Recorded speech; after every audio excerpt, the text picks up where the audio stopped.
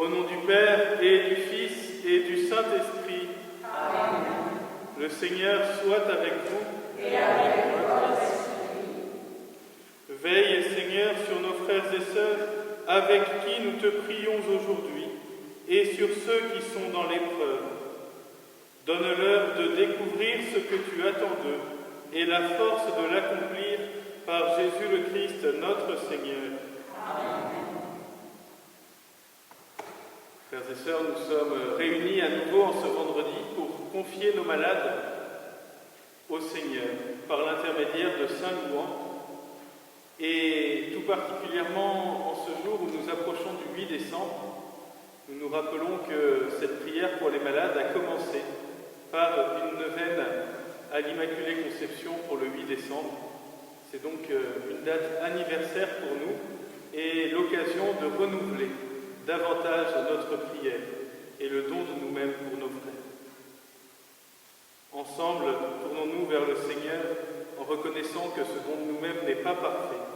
Demandons-lui pardon. Je confesse à Dieu Tout-Puissant, je reconnais devant mes frères que j'ai péché en pensée, en parole, par action et par omission. Oui, j'ai vraiment péché. C'est pourquoi je supplie la Vierge Marie, les anges et tous les saints, et vous aussi, mes frères, de prier pour moi le Seigneur notre Dieu. Que Dieu notre Père nous fasse miséricorde, qu'il nous pardonne nos péchés et nous conduise à la vie éternelle. Amen.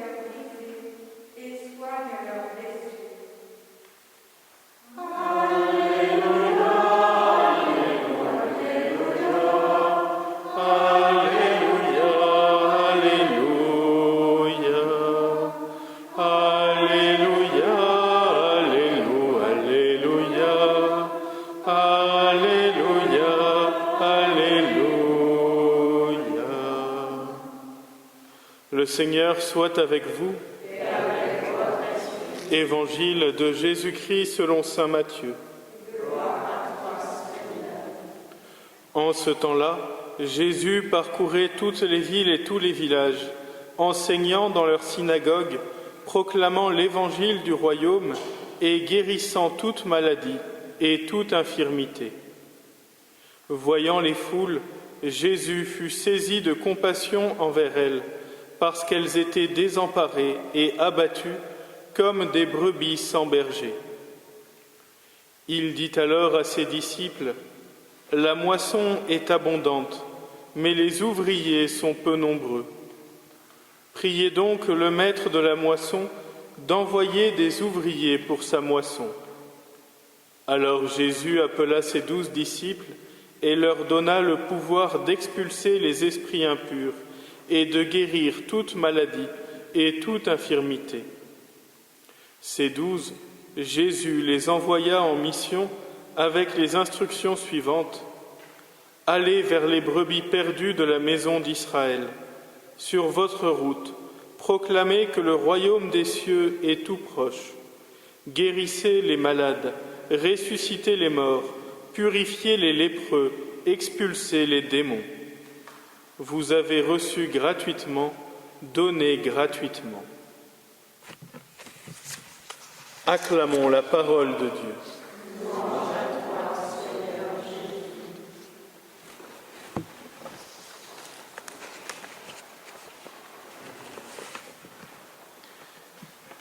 Chers frères et sœurs, nous voici déjà à la fin de la première semaine de l'Avent.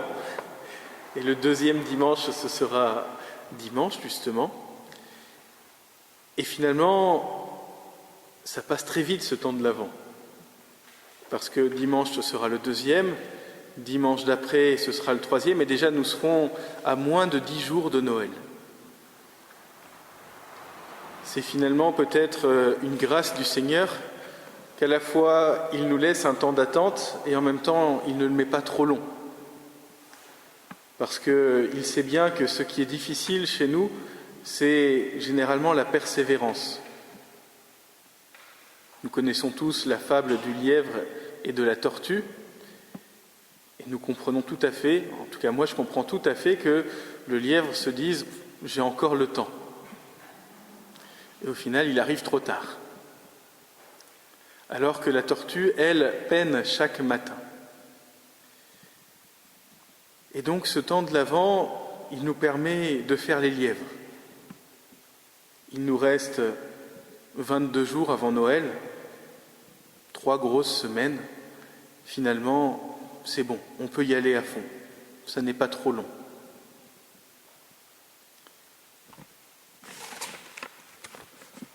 Et dans la prédication que Jésus demande à ses disciples, il leur dit bien « Proclamez que le royaume des cieux est tout proche ». Vous voyez, il y a cette proximité du royaume des cieux qui fait que... Alors les tortues, j'espère, sont déjà parties, sont déjà en marche, mais les lièvres, il nous faut aussi partir. Ça y est, le royaume des cieux est tout proche. Nous ne pouvons pas remettre à demain cette course vers le Seigneur. Et lorsque Jésus est saisi de compassion pour son peuple, il voit toutes nos souffrances, nos infirmités, il voit nos maladies, nos faiblesses, et cela ne le laisse pas indifférent.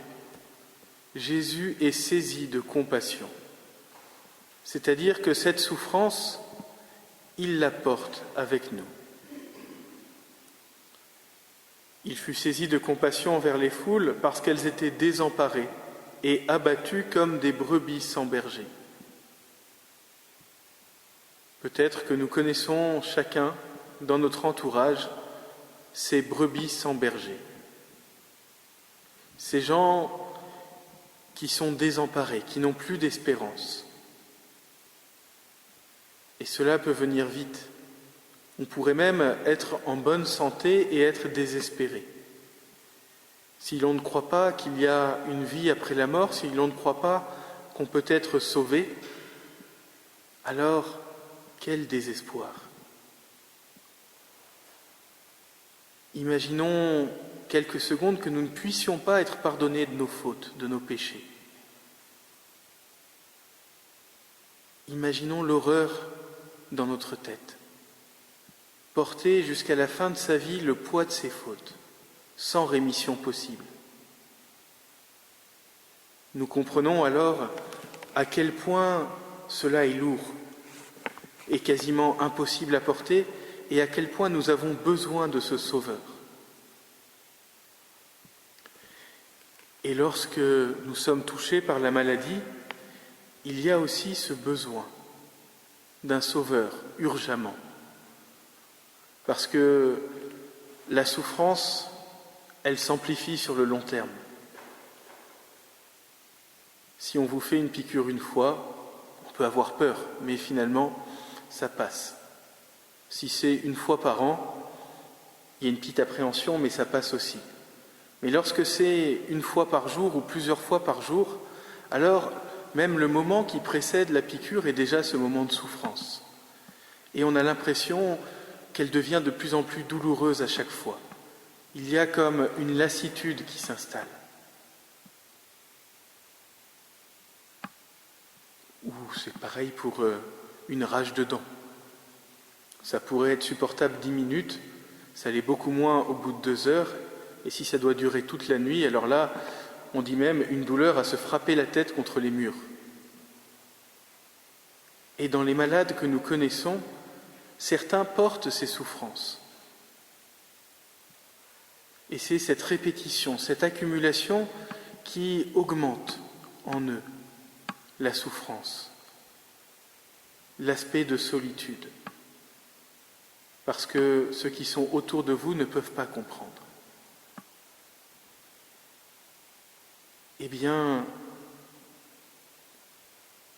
dans toute cette souffrance, il y a quelque chose qui, lui, pour nous chrétiens, c'est l'urgence d'être sauvés. C'est l'urgence d'avoir un espoir, d'avoir une joie qui se rapproche. Et nous l'avons aujourd'hui dans ce temps de l'Avent avec Noël en ligne de mire. Nous l'avons avec la naissance de cet enfant. Tout le monde se réjouit de la naissance d'un enfant. Il y a quelque chose, qu'on pourrait dire quelque chose de magique lorsqu'on voit ce petit bébé qui tout d'un coup s'anime, pousse son premier cri. Et puis la maman qui découvre après 9 mois d'attente, enfin elle peut toucher, elle peut parler face à son enfant. Nous avons, nous aussi, à amener les personnes vers Jésus. Vous savez, il y a Aristote et les autres philosophes grecs qui se disaient être des maïoticiens, des sages hommes, si on pouvait dire. En français, on dit des sages femmes. Mais ces maïoticiens qui étaient ceux qui permettaient l'accouchement. Eh bien, eux, ils le faisaient pour la pensée, pour l'intelligence. Nous pouvons le faire auprès de nos frères qui souffrent en les présentant au Seigneur. La moisson est abondante, mais les ouvriers sont peu nombreux. Priez donc le maître de la moisson d'envoyer des ouvriers pour sa moisson.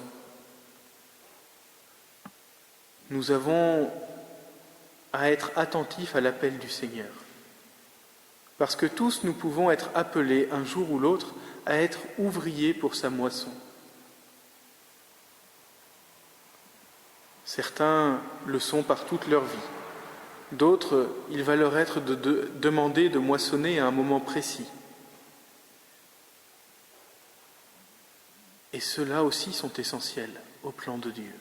Mais tous, nous avons à garder cette attention, ces yeux ouverts pour saisir l'occasion où Dieu nous appelle.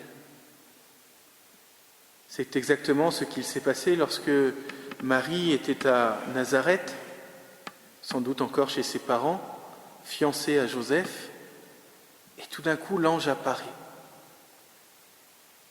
Eh bien, il y a eu ces quelques secondes, peut-être cette minute, de l'apparition de l'ange, et ces quelques secondes de la question qu'il pose. Saint Bernard nous dit qu'il y avait tous les anges du ciel qui étaient en attente à ce moment-là. Est-ce qu'elle va dire oui ? Et le oui de Marie, ça ne prend pas une seconde. Mais de là va découler le salut pour le monde entier. Il y a donc cette importance du moment. Si Marie a pu dire oui à ce moment-là, en ce temps que Dieu avait choisi, c'est parce que ce oui était préparé avant. Et nous aussi, nous avons à préparer nos cœurs pour que le jour de la venue du Seigneur, nous soyons trouvés éveillés. Le jour où le Seigneur nous dira d'être les ouvriers de sa moisson, nous soyons prêts à moissonner avec lui. Proclamez que le royaume des cieux est tout proche, guérissez les malades, ressuscitez les morts, purifiez les lépreux, expulsez les démons. Vous avez reçu gratuitement, donnez gratuitement. Un ouvrier ne demande pas une médaille pour ce qu'il a fait. Il effectue le travail qui lui est demandé. Nous avons donc à être ces ouvriers de la vigne qui guérissent les malades, ressuscitent les morts, purifient les lépreux, expulsent les démons. Peut-être que tous nous n'aurons pas un talent comme Saint Louan de thaumaturge, mais nous pouvons justement confier nos malades à la prière de Saint Louan, à l'intercession de la Vierge Marie, à Dieu notre Père. Peut-être que nous ne ressusciterons pas des morts tels que le Christ l'a fait dans l'Évangile et quelques grands saints, mais nous pourrons aider à ce qu'une âme qui était morte se réveille, redécouvre la lumière de Dieu, purifier les lépreux. Nous pourrons aussi purifier ces âmes, en commençant par la nôtre et en rejetant la peste qui nous ronge, notre égoïsme, notre individualisme, l'orgueil, toutes ces pestes qui nous empêchent d'avoir un cœur rayonnant.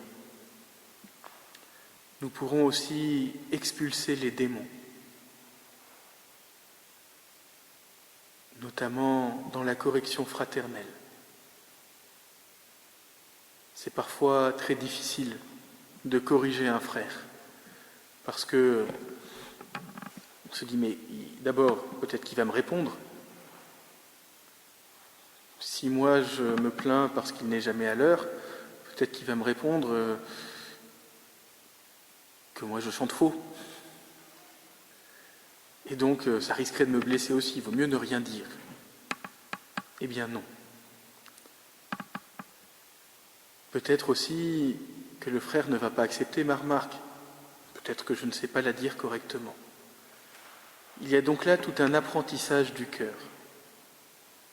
Que nous soyons malades ou bien portants, il y a un apprentissage dans la relation à l'autre. Et là encore, le mystère de Noël nous aide. C'est en voyant ce petit enfant dans la crèche que nous apprenons à communiquer. Regardons comment un enfant communique. Il ne sait pas encore parler, mettre des mots. Et donc il y a un apprentissage très long qui va prendre plusieurs années pour qu'il puisse enfin s'exprimer, échanger. Mais avant même les mots, il y a des signes qui permettent de communiquer. Peut-être pouvons-nous faire cet effort pendant l'Avent d'apprendre à communiquer avec nos frères et sœurs, et notamment avec les souffrants, par des gestes, par des petites attentions, par des paroles simples.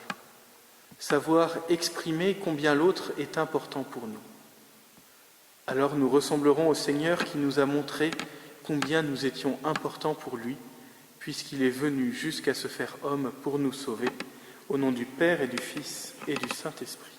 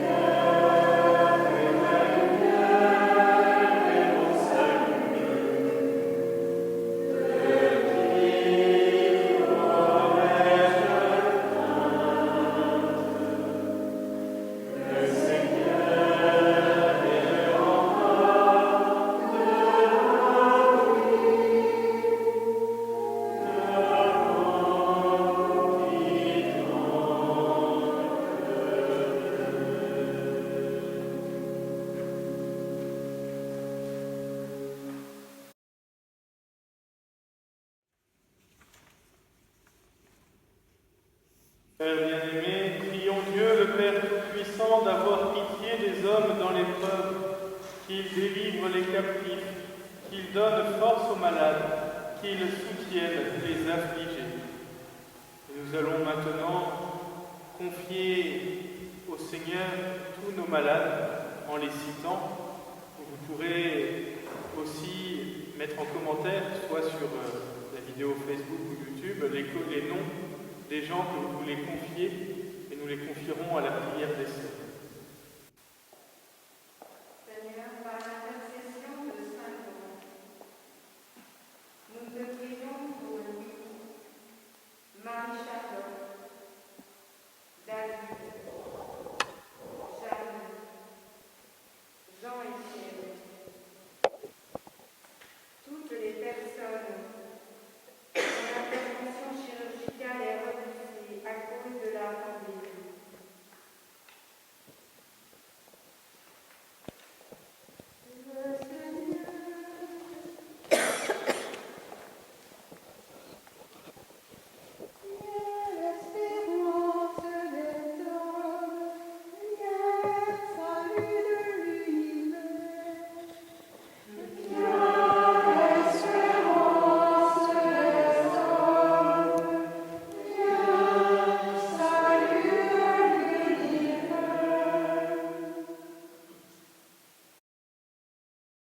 Bernard,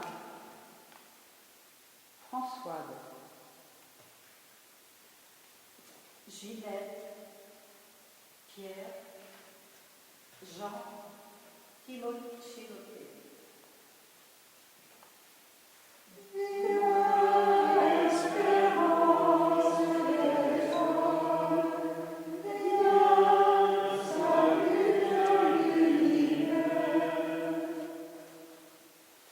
Seigneur, nous te confions Hubert, Viviane, Anthony, Anne, Monique, Jean-Michel, Cathy,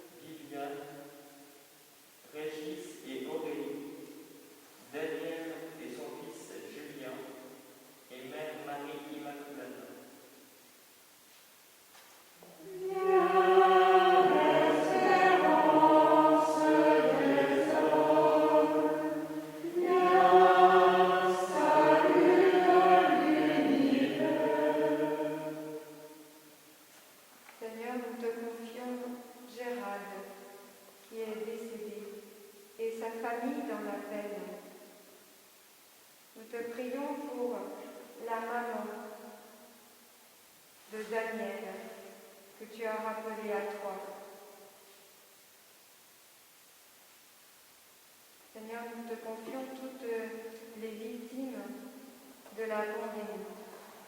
Toutes les personnes qui décèdent seules.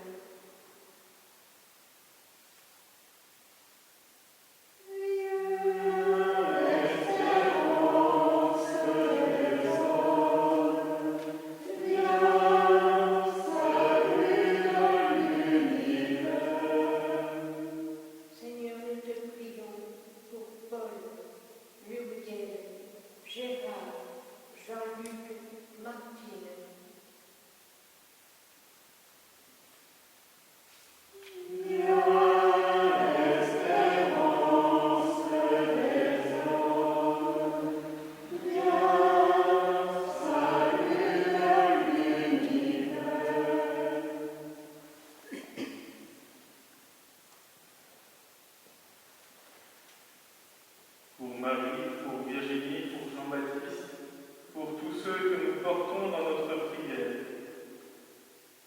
Viens, espérance des hommes, viens, salut de l'univers. Avec confiance, nous tournons vers Saint Louan, qu'il porte nos intentions au pied du Seigneur.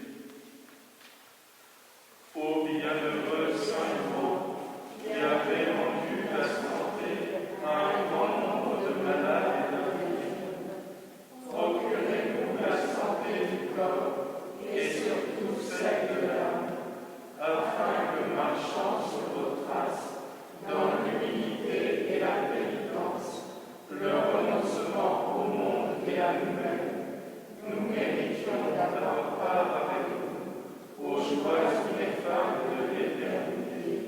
Ainsi soit-il. Saint Louan, priez pour nous.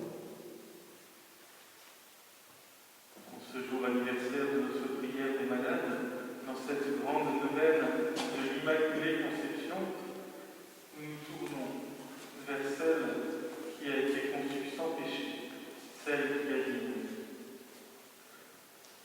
Ô Mère de miséricorde, nous confions à ton cœur et à ton amour le peuple entier et l'Église de cette terre.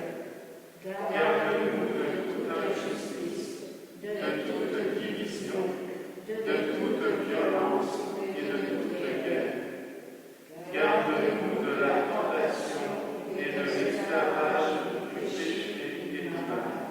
Sois avec nous. Aide-nous à vaincre le doute par la foi, l'égoïsme par le service, l'orgueil par la mansuétude, la haine par l'amour. Aide-nous à vivre l'Évangile et la folie de la croix, afin de pouvoir ressusciter avec ton Fils à la vraie vie, avec le Père, dans l'unité du Saint-Esprit. Ô Mère du Christ, sois notre réconfort et donne force à tous ceux qui souffrent, aux pauvres, à ceux qui sont seuls, aux malades, aux non-bénis, aux abandonnés. Donne la paix à notre terre divisée et à tous la lumière de l'espérance. Amen. Ô Marie conçue sans péché, priez pour Dieu qui a heureuse cause. ô Marie conçue sans péché, Priez pour nous qui avons recours à vous. ô Marie conçue sans péché, Priez pour nous qui avons recours à vous. tournons-nous d'un cœur confiant vers le Seigneur pour nos malades et pour tous ceux qui les soignent. Viens, espérance des hommes, viens, salut de l'univers, pour que l'Esprit Saint guide la recherche de tous ceux qui luttent contre la maladie.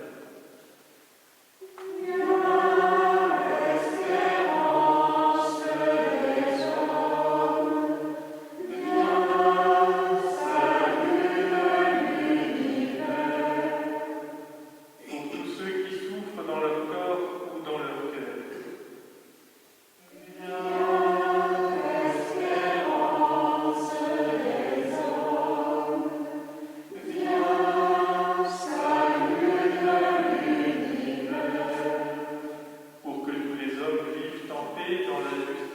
malades.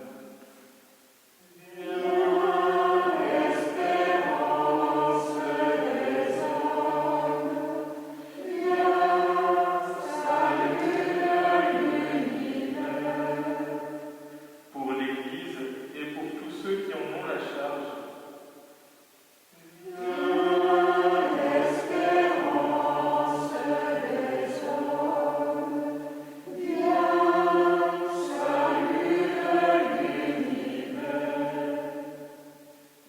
Pour toutes nos intentions particulières et pour les intentions des malades que nous portons.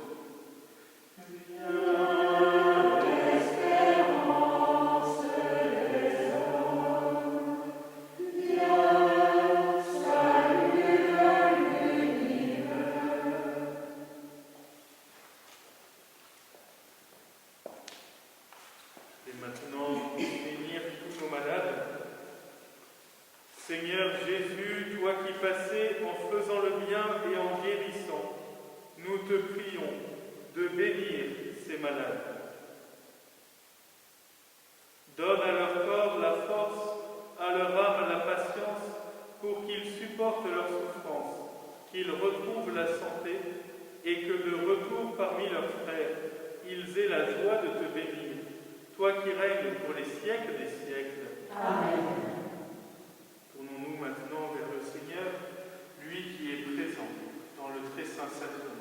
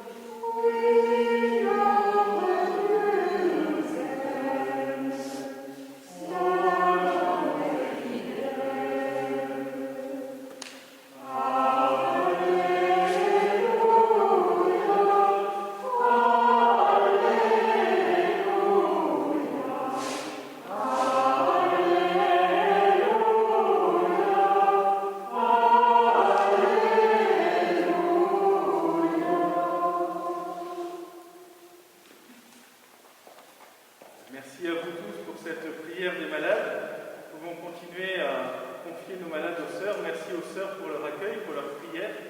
Et nous nous retrouvons la semaine prochaine, normalement à la même heure, pour prier ensemble à nous. Bonne avant, bonne route vers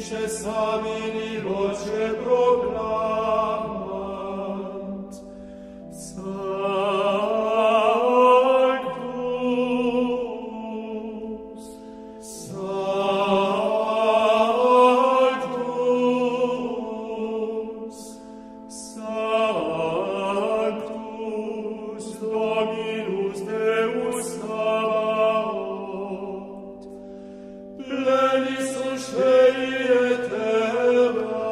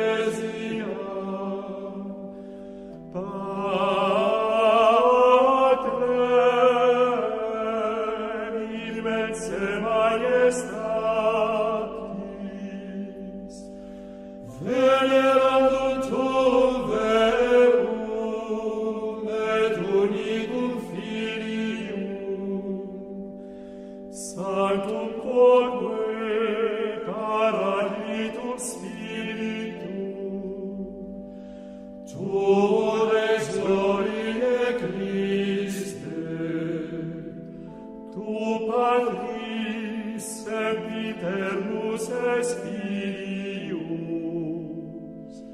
tu liberanus susceturus homine, honoruisti Virginis uterum, tu delico mortis arcureo, aperoisti credentibus regna celorum, tu dexterande sedes in gloria Patris,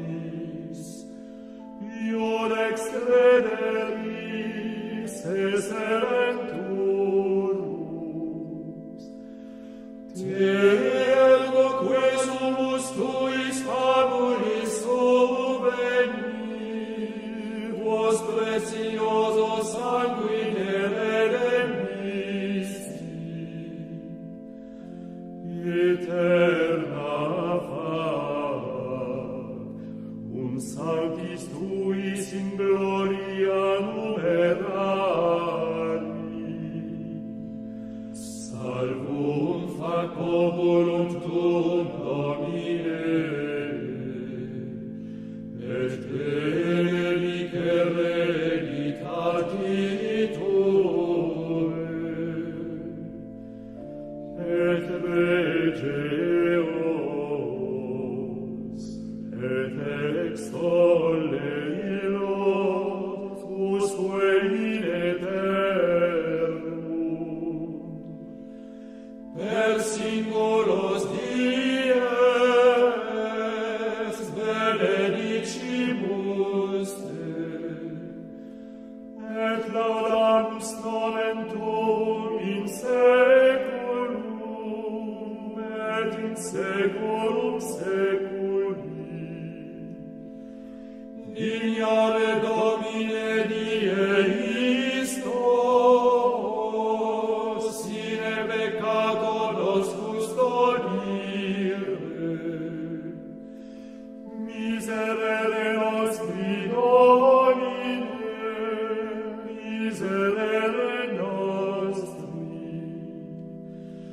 fiat misericordia Tua, Domine, super nos, quem amorus sperabimus in Te, Domine, speravi, non confunda in aeternum.